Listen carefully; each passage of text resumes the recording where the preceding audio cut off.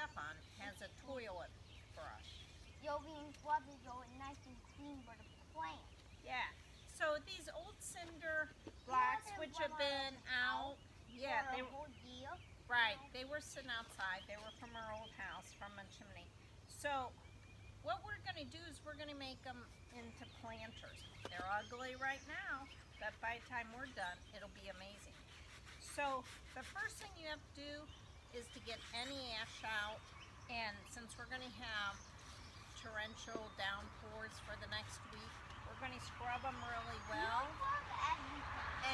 Even in the middle. And then we're going to let it just rinse off, and then we'll show you the next step. You know why I got to beat it up.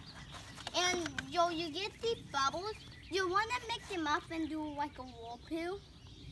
And it's okay if they can mess your light up and died. There's going to be a new rainstorm up, so look up there. Oh, yeah. It really downpoured all and night. That's Huggy. Yeah. And so the most important thing is to get the outside and the inside, because we're going to paint the outside. The outside is going to be cool. It will be cool. And the inside, you want to get out any soot and or the spider web. Spider webs, there's a lot. I'm surprised because they've been out in the opening. Oh, you're doing a great job.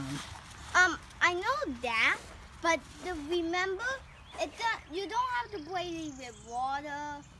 The rain can never wash them up, but if you live in the desert, that you hold it if you have them. Right. And then not when it rains. Right. Okay, let's get back to work.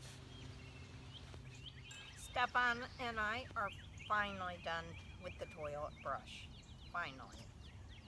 I think he washed it like 6 times in the rain. Okay, so how are we going to color these? First of all, let's pick a color. At first I was going to do white because it's cooler, for the plants, because these will get hot.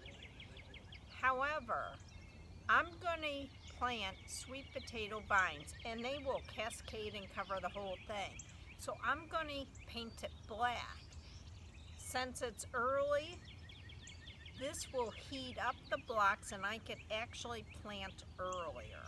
It'll keep the temperature going, and within a month, they'll be covered pretty much. So, to do this, you don't have to roll it anymore. We have the Rust-Oleum's Painter Touch, and it covers everything. And when they say blah, blah, blah, and more, when you go to their website and look, it's great for concrete. So, it's recommended. I don't need to spray on the inside.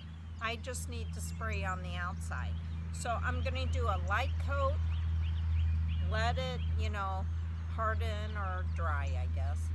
And then I'll do the second one.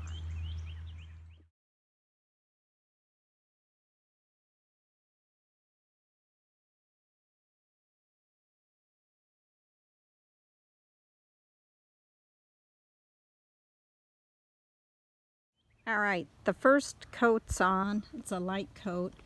And I was really surprised. We just washed these, scrubbed them, and I go to spray, and a wasp nest was already started. So originally I was going to wait to fill them, but I may have to fill them with soil. But they're looking great. All right, we're done spray painting, and I can't believe the wasp already started building a wasp nest in the little part of the hole. I was spraying to back up to get away. Huggy Bear got stung on his face. I feel so bad. But they're gone, and I'm going to fill them up immediately now so they don't come back. But these look totally different. They don't look like a piece of junk. Now they look like a planter. So I'm really excited about this, but this is a great DIY project. You see these thrown away all the time. I mean, you could put any pot, you could put them any color. So But this is Sabrina from Campbell's Freedom Farm, and have a great day, and please subscribe, like, and share. Oh, and sorry about the camera moving around in the beginning of it. I watched it and I'm like, oh my gosh. So I'll talk to you later.